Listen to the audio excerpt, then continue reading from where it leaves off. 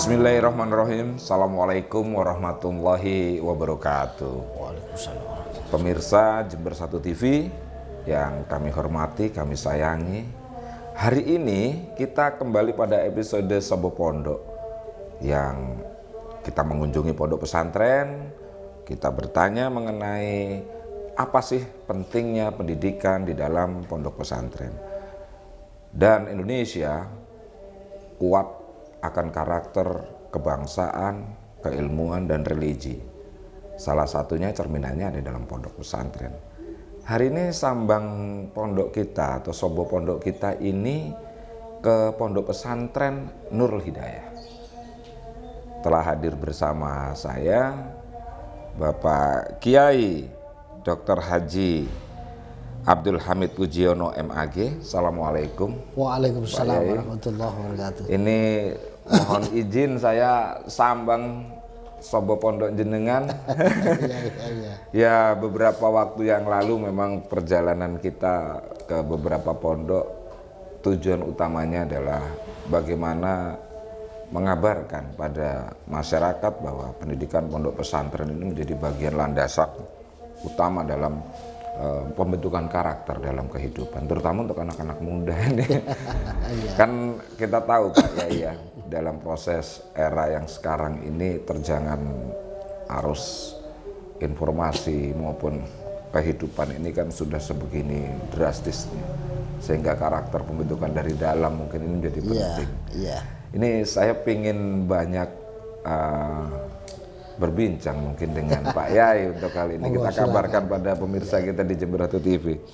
Nggih, Pak Yai Hamid nggih. Kalau biasa di pondok dipanggil Pak Yai Hamid. Tapi kalau di tempat-tempat yang lain secara formalitas Pak Puji ya, Pak Yai Puji ya. Nggih, sama-sama. Nggih. Pak Yai Hamid. Pondok pesantren Nurul Hidayah ini mulai didirikan mulai kapan ya? Pondok pesantren Nurul Hidayah ini kami selaku pendiri, Pak. Jadi didirikan mulai tahun 2016. 2016. Jadi berapa tahun yang lalu? 6 tahun yang lalu. Kira-kira 6 tahun yang lalu ya, kalau 2022 sekarang ya. Jadi masih muda, Mas. Iya. Di dalam proses berdirinya itu yang melatar belakangnya awalnya seperti apa? Kemudian membentuk. Jadi begini, kalau keinginan saya sama istri terutama, dan juga memohon doa kepada orang tua.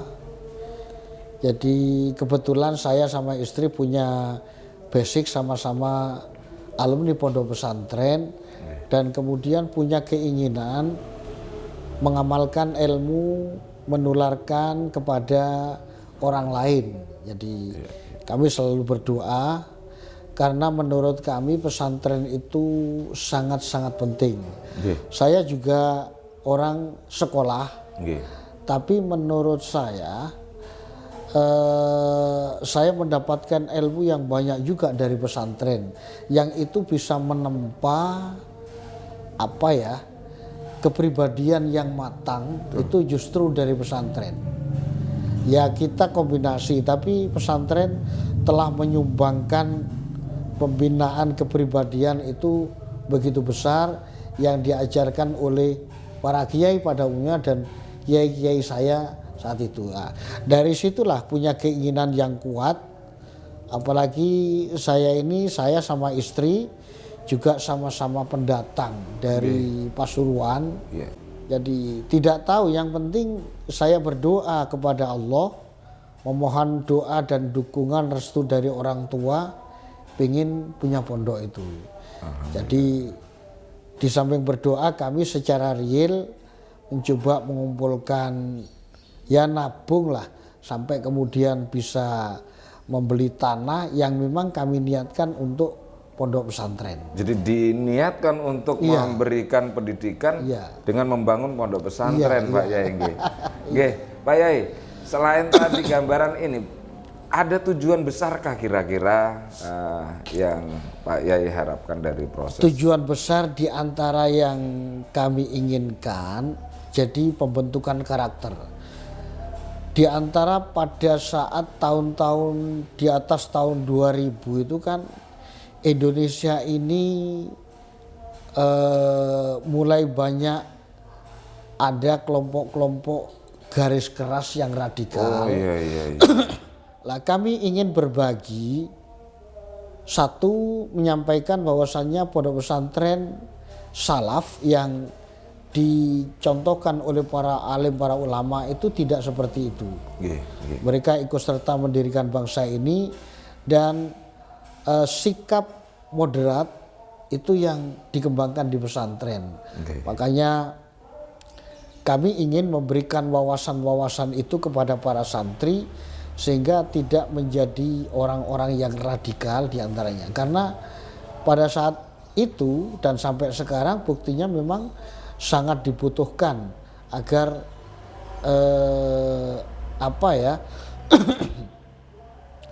sikap tawassut kalau dalam bahasa Arab, sikap moderat, tidak ekstrim kanan dan tidak ekstrim kiri itu perlu dikuatkan. Di samping itu, jadi kalau tujuannya kami ingin berbagi ilmu, kami bisa memahami kitab-kitab para ulama dari para guru di pesantren. Nah itu satu, kita ingin memberikan itu. Karena dalam kehidupan beragama tidak mungkin mau mencontoh Nabi langsung, mau jarak hidup kita jauh, terlalu jauh, jarak negara kita dengan negara kelahiran Nabi juga jauh. Jadi untuk bisa mengambil ajaran Nabi itu ya harus melalui para ulama, melalui tulisan-tulisannya, kitab-kitabnya, dari generasi ke generasi. Sebagaimana menjadi kental sekali pesantren itu mengikuti pola pengambilan keilmuan agama itu melalui jalur sanad dari generasi-generasi sampai sambung betul-betul kepada Kanjeng Nabi. Itu yang ini nampaknya yang perlu dijaga di dalam kehidupan beragama bagi umat Islam. Di samping itu ada beberapa karakter yang ingin kita tularkan. Kebetulan kami juga sudah memperkirakan bahwasannya kebanyakan yang mondok di sini itu adalah anak-anak yang kuliah. Jadi mereka sudah mahasiswi, kebetulan kalau sekarang ini 100% dari UIN, tapi ada yang sudah bekerja. Dulu dari Al-Qadiri juga ada.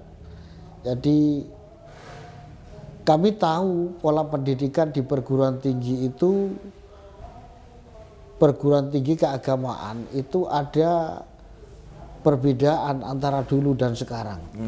Kalau dulu kan memang punya tujuan mencetak ulama yang intelektual, mencetak intelektual yang ulama. Karena materi di perguruan tinggi keagamaan dulu ya kitab-kitab di pondok itu dia. Sekarang sudah mulai menipis itu, maka agar itu tidak hilang, kita mulai sinergi dengan perguruan tinggi, mereka bisa menjadi ulama yang intelektual ditambah dengan mengkaji di pondok pesantren. Iya, Pak Yai, mungkin ini juga karena faktor zaman ya. Jadi mengalami sekian banyak perubahan yang mengarah pada tatanan kehidupan modern ya. Sehingga pandangan mengenai beberapa hal yang bersifat religi itu dipasrahkan bahwa religi itu ya ada dalam dirimu gitu ya. Padahal kan pembentukan secara bentukan karakter ini tidak bisa tumbuh berkembangnya kan harus melalui proses ini. Tadi Pak Yai Hamid bilang hari ini masih banyak yang mahasiswi. Berarti kalau hari ini di pondok pesantren masih bisa disebut pondok pesantren putri mungkin. Sementara mahasiswinya jadi pesantren masih menampung putri. Sebenarnya beberapa kali kami pengen dititipi laki-laki, Pak. Jadi sudah beberapa orang mau dititipkan, tapi karena keterbatasan tempat ya, lokasi bagi santri putra, maka ya kami tolak itu. Kami silakan cari pondok yang menampung laki-laki. Jadi kami sampai saat ini belum bisa menampung yang laki-laki karena persoalan tempatnya tidak ada itu. Kalau hari ini sampai dengan hari ini santri yang mondok ada berapa? Santri Mondok yang- menetap kan ya? Ya, menetap ya. Jadi santri yang mondok data sekitar 75. Nggih. Dulu sebelum corona banyak. Masa corona santri-santri tetap eksis ngaji, tapi ya tidak imbang akhirnya.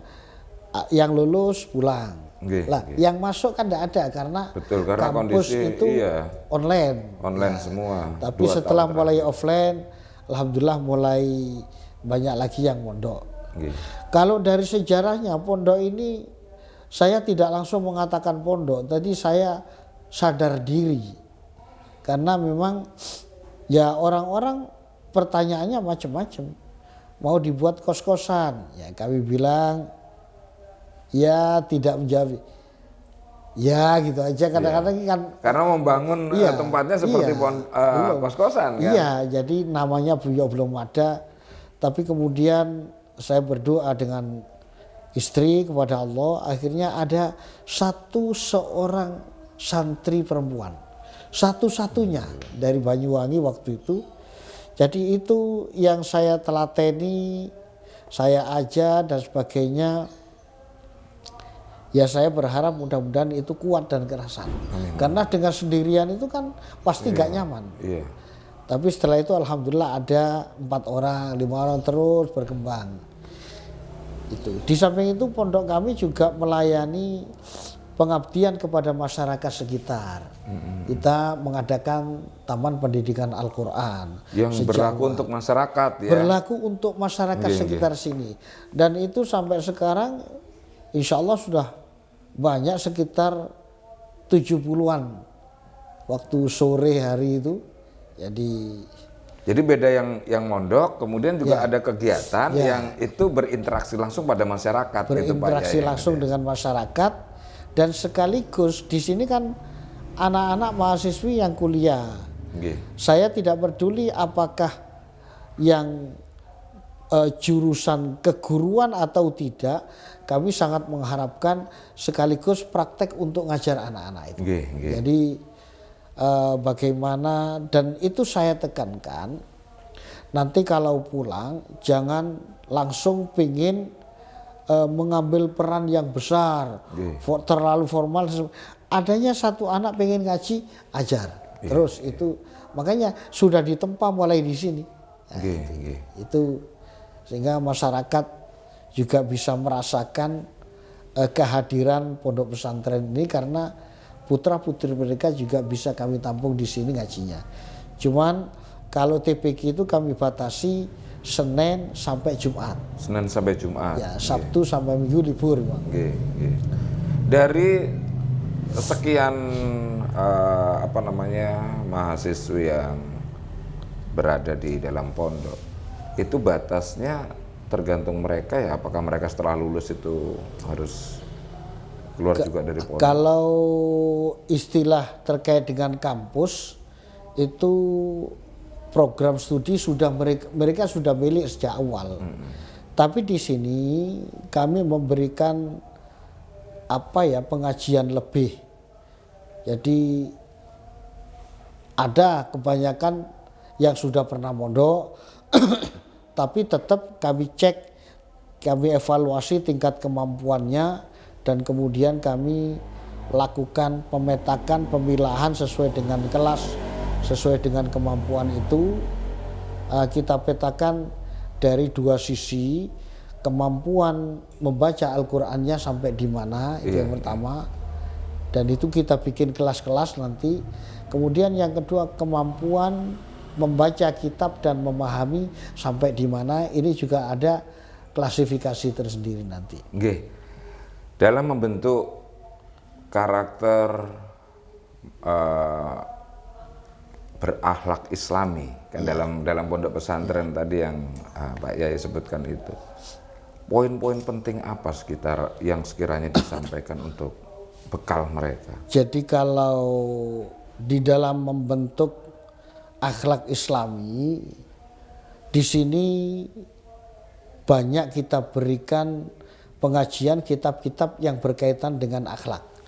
Misalnya kalau taklimul muta'alim itu bagaimana seorang santri belajar, itu bagaimana, dan itu membawa konsekuensi banyak. Jadi harus tekun, kemudian sabar, kemudian juga telaten, dan bagaimana menghormati ilmu, menghormati guru karena dia yang memberikan ilmu, menghormati kitab karena dari situ dia dapat ilmu. Ini semua kita berikan melalui kitab Ta'limul Muta'alim. Kemudian kita berikan juga kitab-kitab yang berorientasi kepada pembentukan akhlak, merasa diawasi oleh Allah. Nah, ini yang pembentukan karakter. Jadi kita banyak, ada nasoihul diniyah, ada nasoihul ibad, dan kitab-kitab yang lain yang memang orientasinya gitu. Jadi siapa yang menanam, dia akan panen. Iya, dia akan menuai. Iya. Dia akan menuai itu. Jadi itu hal-hal seperti itu kita sampaikan kepada mereka.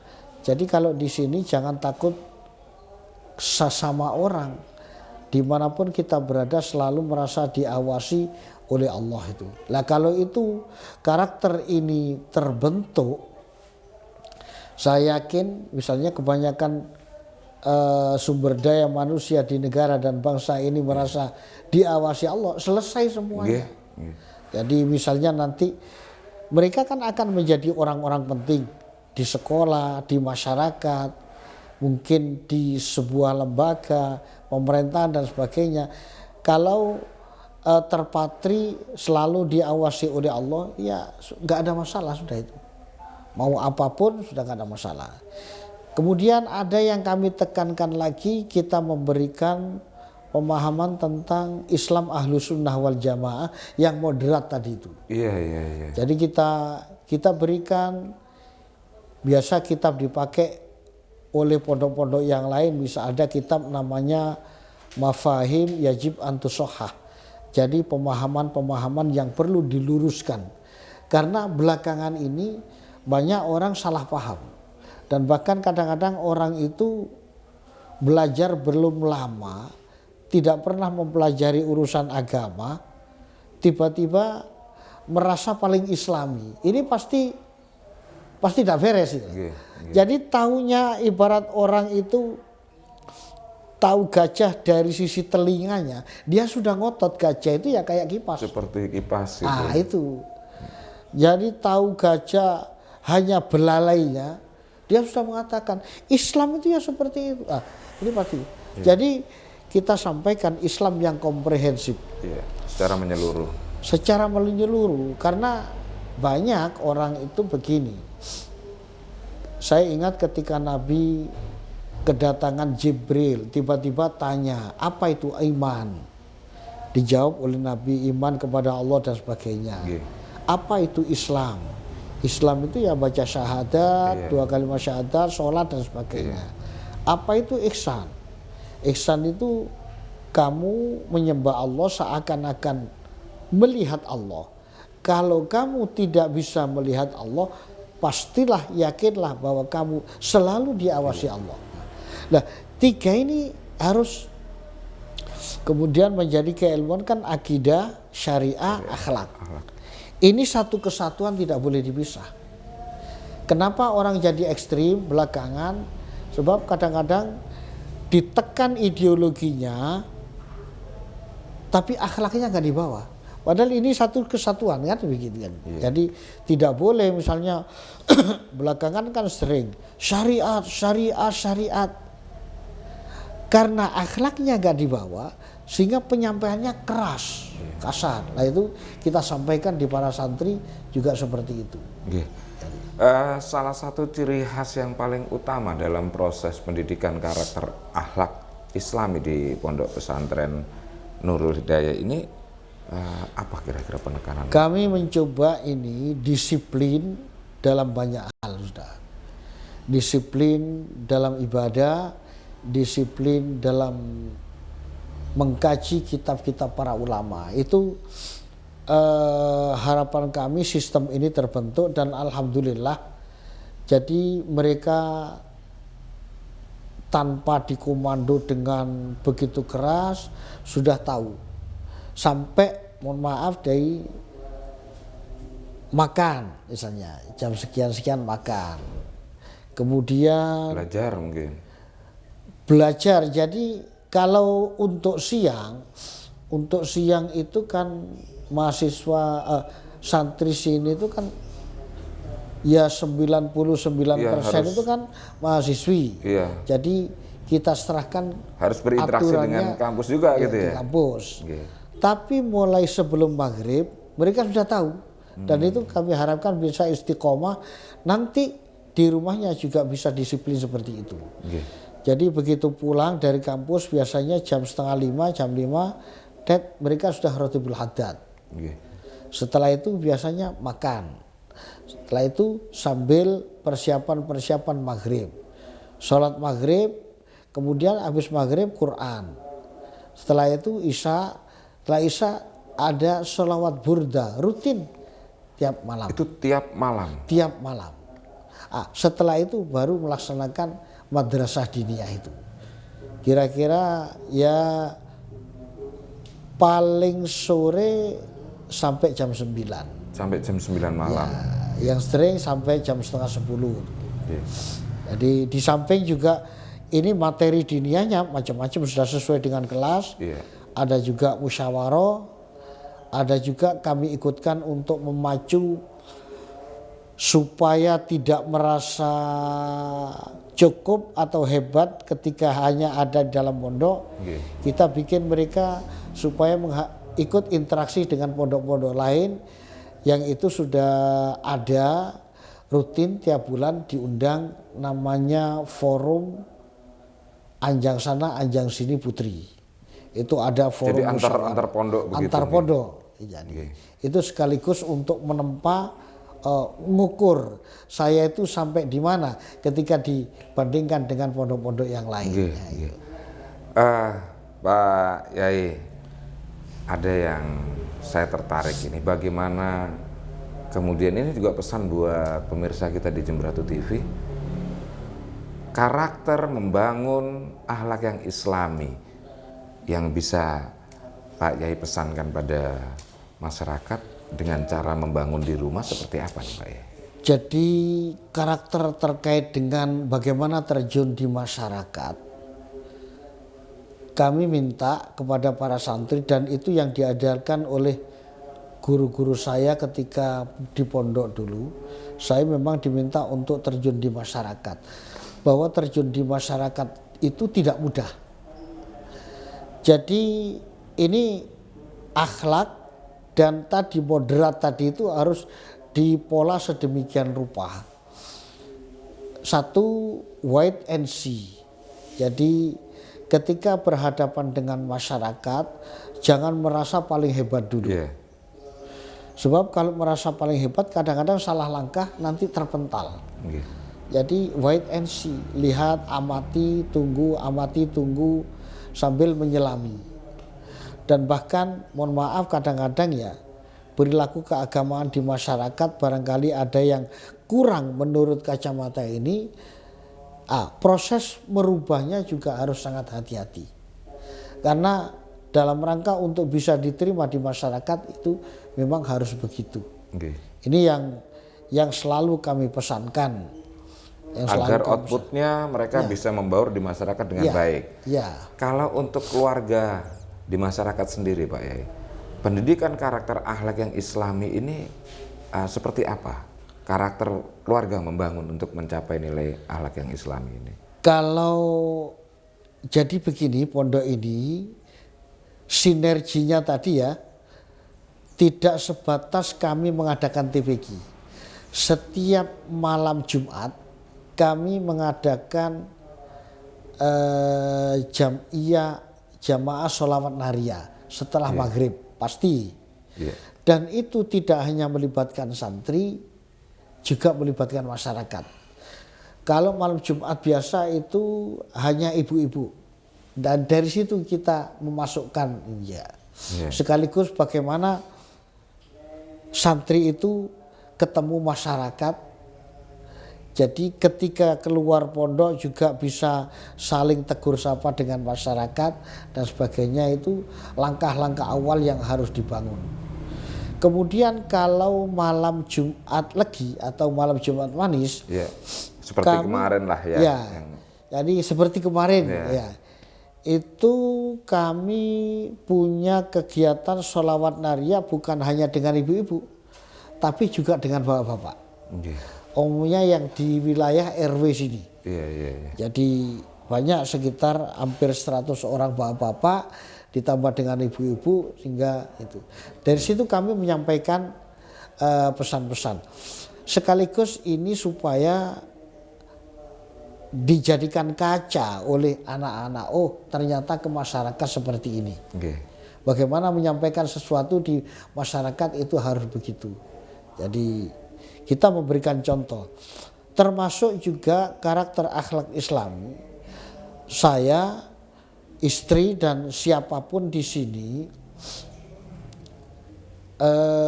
di antara yang sering kami sampaikan pada santri, sebab kadang-kadang di pesantren itu ada senior junior, Pak. Oh iya, karena memang siapa yang masuk dulu dan belajar lebih dulu. Kami tidak ingin itu menjadi dominan. Di sini tidak ada senior junior.